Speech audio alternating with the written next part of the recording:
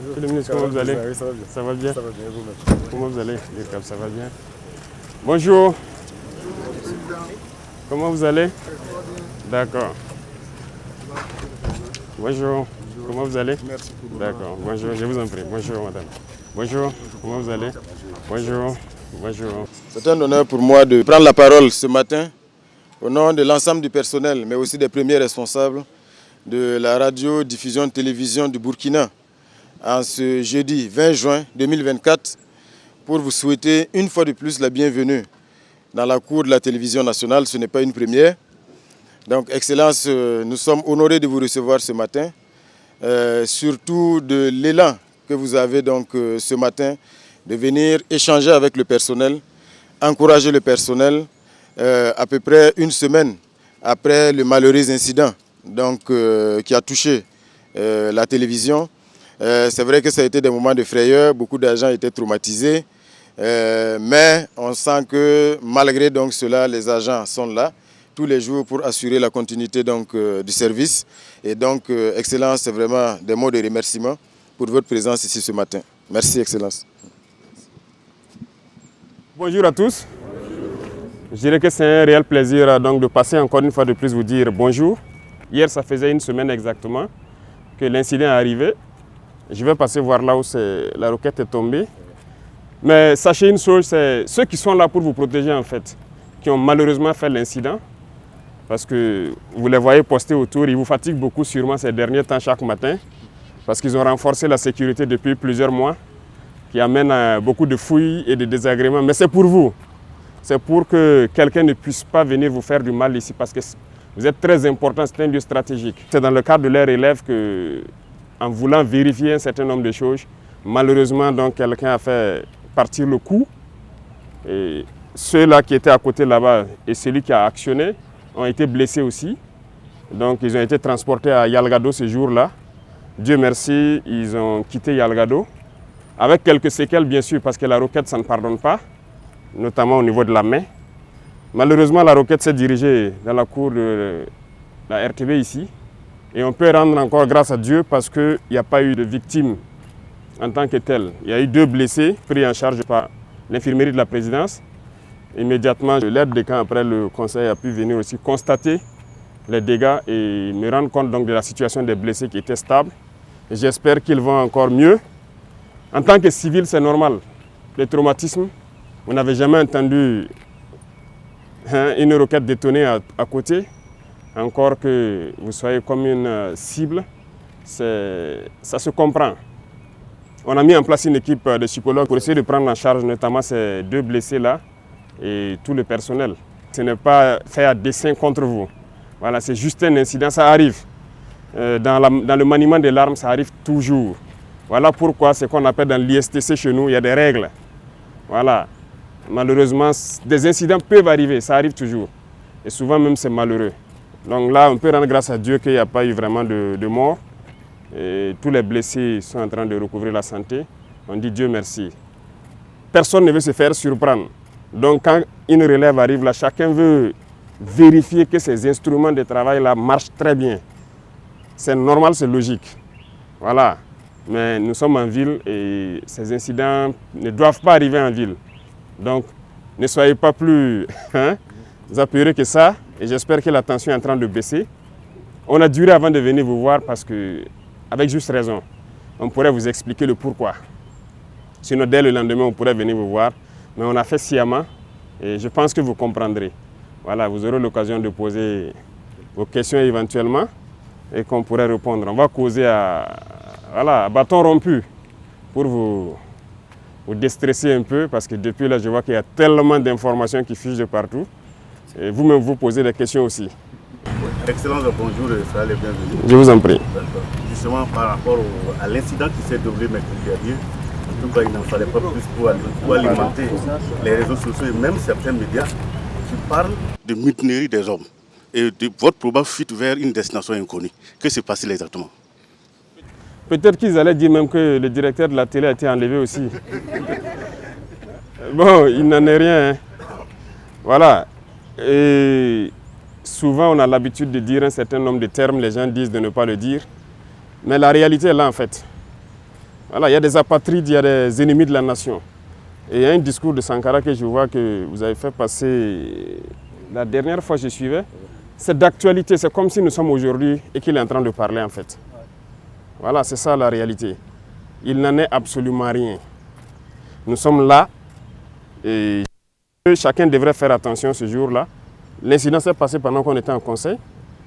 Et si les gens avaient fui, est-ce qu'après le conseil, il y aurait eu un point de presse? Il y a eu point de presse, non? Mais comme ils ont l'habitude de mentir, comme ils respirent, ils essaient d'embobiner les gens. Ces individus-là, il ne faut pas les écouter. Hein. Ils veulent distraire les gens. C'est rien d'important. Nous, on ne fuit pas. Jamais. Nous sommes soldats et ça, c'est la dernière des choses qui vient en tête. On ne recule pas, on n'abandonne pas. Et on ne s'agenouille devant personne, à part nos parents et Dieu. Donc ça, c'est notre mentalité comme ça. Ils ont raconté tout ce qu'ils veulent et on les regardait. Justement à cause de ça qu'on n'est pas venu très tôt. Il fallait les laisser alimenter leurs mensonges. Et c'est ce que je disais. Peut-être qu'ils allaient venir dire que le directeur a été kidnappé. Et sa femme même qui croyait peut-être à leur ineptie, allait regarder que mais là, je vois maintenant qu'ils mentent. Ils ont la haine en eux. Ils sont constipés intellectuellement. Et c'est ça qui fait qu'ils sont obligés de mentir. Parce que sûrement qu'ils ont pris, ils ont un pacte avec les impérialistes. Et ils sont obligés de travailler pour les faire croire. C'est des escrocs en fait. Sinon nous on est là, on continue de travailler, on est avec vous chaque matin, on passe. Voilà. Mais on ne voulait pas venir pour les laisser continuer jusqu'à aller se noyer eux-mêmes. Et je pense qu'ils se sont bien noyés maintenant. Toute l'Afrique a compris que ce sont des apatrides, ce sont des ennemis de la nation. Voilà. Sinon il n'en est absolument rien. Nous sommes là, on travaille. Monsieur le Président, quelle est l'appréciation que vous faites du traitement de cet incident par les médias, notamment les médias occidentaux? Les médias occidentaux, ce n'est pas nouveau. Hein. Et ça tombe bien, vous êtes des journalistes, vous travaillez dans l'information. Vous voyez ce qu'on appelle le média mensonge? Je pense que beaucoup ont compris maintenant. La plupart sont des médias menteurs. Ils ont passé le temps à mentir, à manipuler. Et aujourd'hui, quand je les regarde dans leurs reportages et tout ce qu'ils racontent, c'est honteux. Et c'est très bien. Ils sont arrivés même à prouver à toute l'Afrique, à tout le monde entier, qu'ils sont des menteurs. Et c'est bien. Je pense que la jeunesse africaine doit avoir compris, la jeunesse burkinabé doit avoir compris. C'est désabonner de ces gens-là, ne plus les écouter, parce qu'ils nous ont tous manipulés pendant longtemps. Voilà, vous avez plusieurs exemples chez vous. Hein. On prend la Côte d'Ivoire, qui n'a pas détesté Gbagbo? En tout cas, nous, notre génération, tellement ils ont menti sur lui, ils ont raconté du n'importe quoi, ils mettent la pression par l'information, vous finissez par détester la personne. Ils font un modèle de la personne pour vous imposer ça dans l'esprit. Vous finissez par détester la personne, on l'amène à la CPI, après on lui dit qu'il n'y a rien, il est coupable de rien. C'est sérieux ça? Kadhafi, on a laissé Kadhafi mourir. Voici les conséquences ici. Dictateur, il a fait ci, il a fait ça par leurs organismes. Ils mentent. RFI, quoi, je ne sais quoi, France 24, Le Monde, Jeune Afrique. Ils sont obligés de faire le travail qu'on les demande. Voilà, ils ne sont pas libres en fait. Il y a beaucoup de médias là, ils ne vivent pas de la publicité ou je ne sais quoi. Hein. C'est faux, c'est des gens qui payent. Et vous donnez l'information comme ils veulent. Voilà, même malheureusement ici, il y en a, hein, au Burkina, il y en a plein. Voilà, quand on le dit souvent, les gens disent qu'on attaque les journalistes, mais il y en a. Je pense qu'il faut faire le choix entre gagner son pain, mais aussi aimer sa patrie en fait. C'est vrai, eux, ils se battent pour leur patrie. Hein. Tout ce qu'ils font, c'est à l'avantage de leur patrie, mais il faut se départir de ça. Et on voit des médias nationaux qui prennent pour référence ces médias-là. Souvent, on regarde certains journaux, ils citent, selon tel journal, c'est des menteurs. Ils n'ont aucune information, ils n'ont rien. Leurs reporters, c'est des menteurs. Parce que lorsqu'ils veulent s'attaquer à un pays, ils peignent le pays comme ils veulent. Ils disent ce qu'ils veulent du pays pour amener tout le monde à détester et pouvoir faire passer ce qu'ils veulent. Mais je pense que cette fois-ci, on a compris. Nous sommes en 2024. Et bien, c'est un jeu d'échecs. Allons-y, on verra bien ce que ça va donner. Donc, il faut vous départir de ces médias-là. Bonjour, Excellence. En lien toujours avec l'incident de tir, certaines sources auraient indiqué qu'il y ait eu des mouvements d'avions, d'hélicoptères à Ouagadougou et à Dori. Qu'est-ce qui a expliqué ces mouvements d'hélicoptères, d'avions observés? On a dit que nous on a fui un hélicoptère pour aller à Dori. Et quand vous voyez des grandes personnes mentir, ça fait pitié. En réalité, c'était le mercredi, c'était le lendemain de l'attaque de Mansilla. On a lancé une opération à Mansilla. Et donc les hélicoptères envoyaient des troupes en renfort encore. C'est juste ça. Donc ils ont décollé ici, aller à Dori, aller prendre donc, des éléments donc, du 9e BIR. Il y avait des éléments de l'UGGN qu'ils ont pris ici à Ouagadougou, aller pour l'opération au niveau de Mansilla. Donc on a aussi appris ça comme ça. C'est vrai. Vous voyez, ils ont une tactique. Comme je dis, le peu de neurones qui les restent là, ils exploitent ça pour faire quelque chose de vraisemblable. Ils prennent toujours une information vraie. Et autour, maintenant, ils construisent leurs gros mensonges. Si vous n'êtes pas vigilant, vous allez croire que c'est vrai. Les hélicoptères ont réellement survolé. C'est vrai. Ça, c'est un fait. Tout le monde a observé. Alors, mais ils ont survolé pourquoi? C'est là la question. Donc, ils construisent le gros mensonge autour de ça. Tout le monde a vu les hélicoptères survoler, mais ils utilisent ça pour dire que, voilà, on a fui. Non, c'est faux. C'est la même tactique qu'ils ont employée quand les hélicoptères, les Ilyushin ont atterri à Ouagadougou. Il y a eu 6 vols d'Ilyushin à Ouagadougou. C'est vrai, les Ilyushin ont atterri. Mais ils prennent ça, et quand je les regarde, ils mentent tellement comme ils respirent. Ils construisent quelque chose de gros autour, que c'est des Wagner et des militaires maliens qui sont venus. Bon, moi, je ne dirais pas militaires maliens, c'est des militaires de l'AES. Donc, ils sont militaires maliens, nigériens, sont libres de venir au Burkina quand ils veulent, comme ils veulent. Mais c'est faux. C'est archi faux. Les Russes sont déjà ici. Ils travaillent ensemble, ils sont là. Pourquoi encore on va faire venir? Oh ben c'est là, ils n'ont pas pu nous aider à faire ce qu'on veut. Ça ne veut rien dire. Secondo, je peux vous rassurer, ces avions par exemple qui ont atterri, les hélicos, je vous ai expliqué, les avions c'est du matériel des Nations Unies. Après la fin de la mission, les munitions sont restées à Gao, à Bamako, un peu partout. C'est le bateau Tombouctou qui avait commencé à prendre nos munitions d'ailleurs pour évacuer vers Bamako. Ils ont détruit ce bateau-là, donc on a trouvé d'autres moyens d'envoyer ça là-bas. Et là, c'est des munitions qu'on a ramassées venir, et il y a des munitions même d'autres pays qu'on va détruire ici. Donc il y a une structure des Nations Unies qui est la UNMAS, qui est au courant de l'opération, qui doit même superviser cette opération ces 2 jours-là. C'est des munitions donc, de la mission qu'on a ramassées. À Gao, on avait une FPU, et à Tombouctou, on avait nos hommes, les munitions étaient à Bamako. C'est tout. Mais l'acharnement là doit vous permettre de comprendre qu'il y a quelque chose de bizarre quand même. Donc c'est faux. Les mouvements d'humeur, c'est faux. Il n'y a rien eu. Et ça fait que hier ou c'est avant-hier là, l'état-major était obligé de communiquer. Mais nous ne voulions même pas qu'il communique. Mais c'est parce que les parents des soldats à Dori ont commencé à les appeler. On a appris que c'est vous qui voulez vous mutiner ou quoi. Les enfants disent, ils sont en opération même. D'autres sont vers Mansilla, d'autres sont vers Bani en opération. Et les parents les emmerdaient beaucoup. Donc ils ont demandé à ce que, est-ce que l'état-major peut communiquer vraiment pour qu'on arrête de les emmerder, de les laisser se concentrer sur leurs opérations. Vous voyez ce qu'ils font? C'est pas bien. Sinon, il n'y a rien, absolument rien. C'est leur souhait peut-être. C'est leur souhait, mais ils ne verront pas ça se réaliser. Non, c'est une injure à nos soldats. Nos soldats sont beaucoup plus intelligents qu'eux. Ils savent ce qu'ils font, ils savent où est le pays, ils savent où on part. Excellence, dans certains milieux, on a même parlé de vacances du pouvoir et qu'au sein de l'armée, il y aurait des tractations pour désigner votre successeur. Est-ce que vous avez été tenu au courant de ces dites tractations? Si c'est vacant, qu'ils viennent prendre. Puisqu'ils ont dit qu'on a fui aller au Niger, non? Ils n'ont qu'à venir prendre. Ils essayent là-bas pour faire quoi? Ils n'ont qu'à venir eux-mêmes venir prendre. Ils n'ont rien compris en fait. Mais comprenez-les, s'ils ont été payés et qu'ils n'ont pas atteint leur objectif, ils sont obligés de mentir pour justifier ce qu'ils font. Et ce n'est pas eux seuls. Vous voyez les Djibril Bassolé et autres là, ils se baladent à travers le monde, ils mentent, ils composent avec les terroristes pour tuer des Burkinabés, croyant qu'ils peuvent faire changer des choses. C'est révolu ça. Les gens ont compris. Donc il faut leur dire peut-être si c'est vacant, ils n'ont qu'à venir. Ils viennent prendre. Ces gens n'ont rien, ils n'ont pas d'enfants, ils n'ont rien dans l'armée. Et c'est vous qui vous asseyez là-bas pour essayer de manipuler les enfants d'autrui, espérant faire ce que vous voulez. Est-ce qu'ils sont intelligents? Ça, c'est une insulte. C'est une insulte même au peuple burkinabé de prendre les gens pour des enfants, raconter des balivernes et croire que les gens vont avaler ça. Non, les gens sont intelligents. Nous sommes en 2024. Voilà, c'est plus les années où les gens peuvent voir des informations comme ça et puis bondir dessus et tout. Mais retenez qu'ils ont plusieurs objectifs. C'est le chaos, c'est déstabiliser le Burkina, parce que notre ligne de conduite ne les plaît pas. Et ça nous réconforte.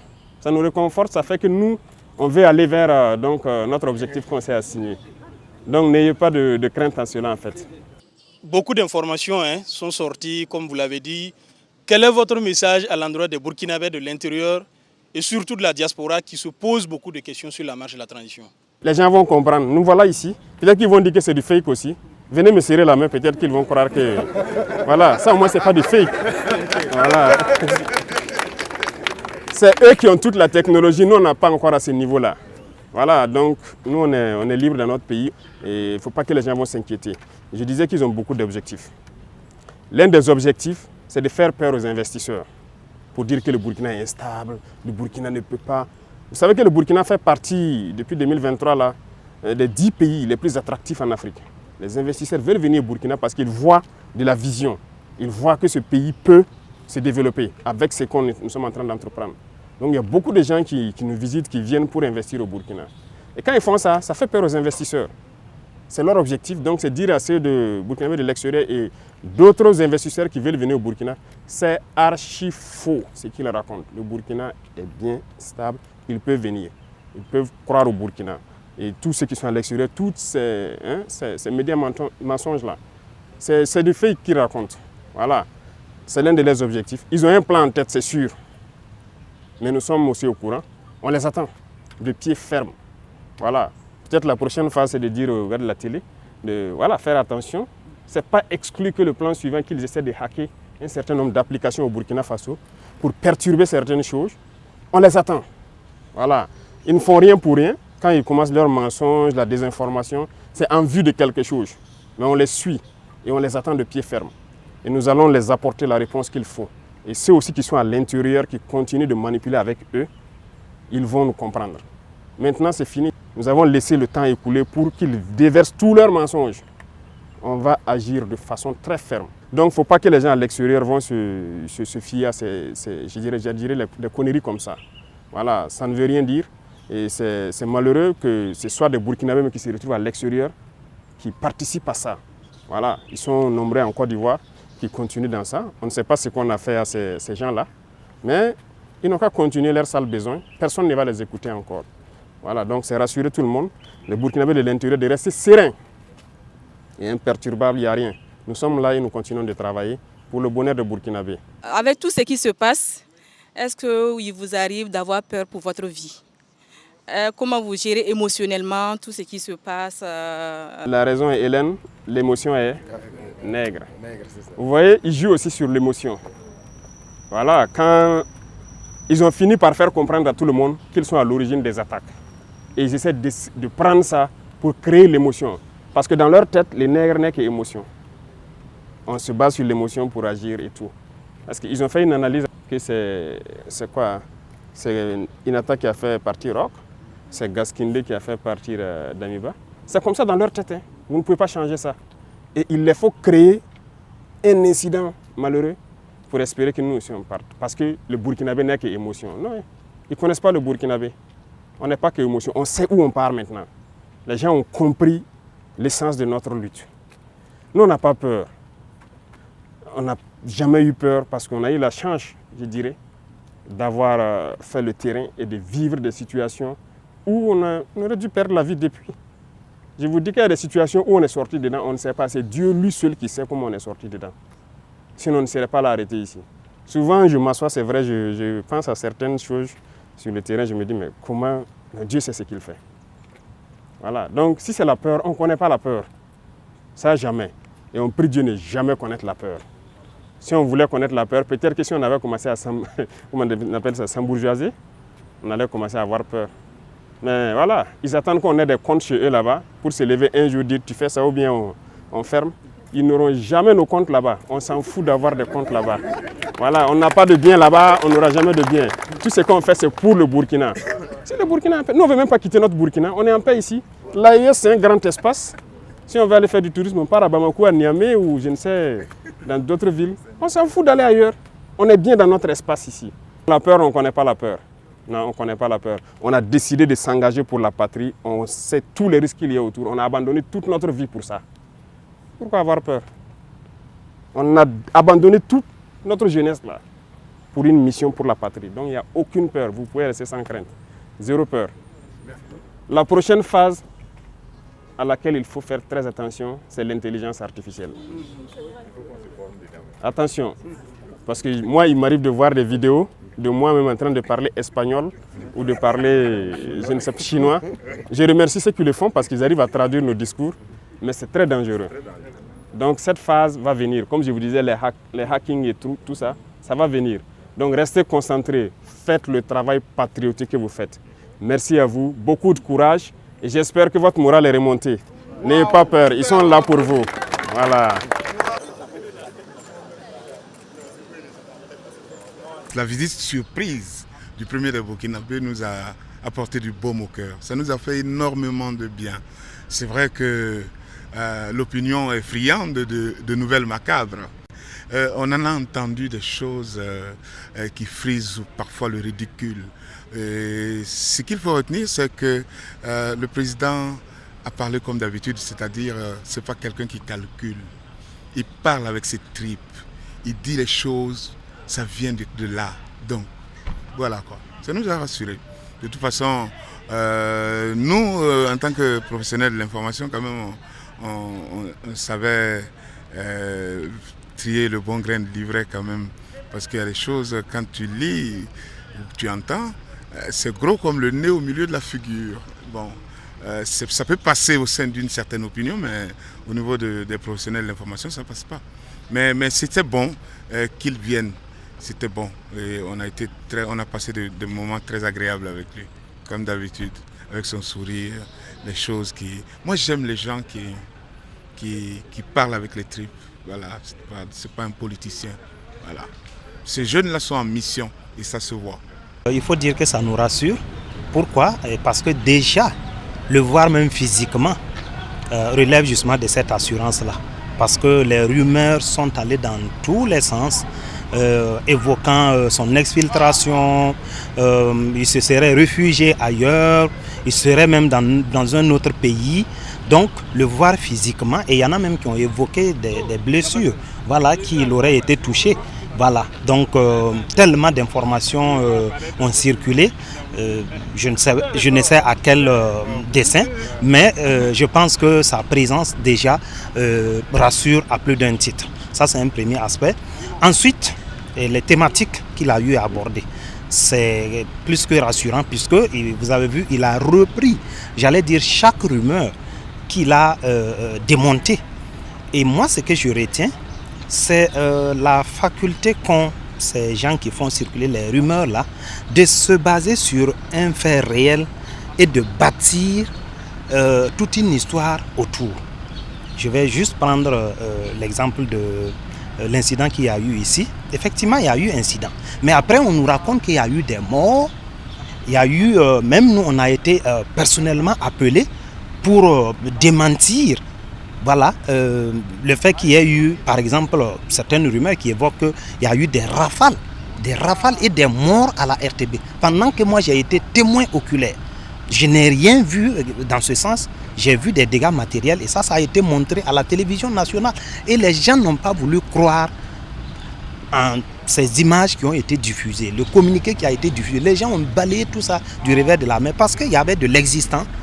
Sur lesquels existants, ils se sont basés pour construire justement leur méga mensonge. Donc je pense que c'est vraiment plus que rassurant parce qu'il a démonté chaque rumeur en apportant des preuves et des arguments qui ne font que rassurer, je pense, tout le monde. Et partant de là, je pense que ça nous donne vraiment du baume au cœur pour davantage nous investir. Et nous avons même été qualifiés des VDP de l'information. Voilà, je pense que quelque part, c'est dire que l'autorité a vraiment et pleinement conscience, voilà, du rôle crucial que nous jouons ici en tant qu'agents de l'information.